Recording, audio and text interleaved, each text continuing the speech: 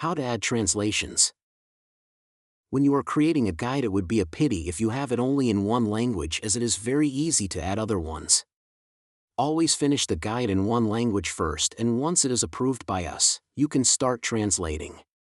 The language we approve it is the translation source language.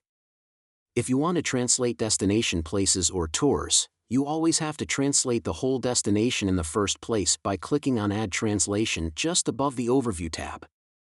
You only have a manual translation option, which will create the blank language version. The next step is to translate each place one by one using the Add Translation button. You can do it manually or use our integrated translator with very high accuracy.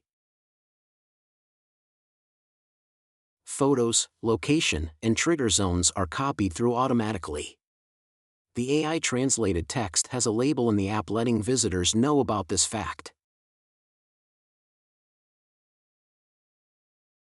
If you translate manually or AI translation is corrected, you can press the button marked Translation as reviewed for that label to disappear.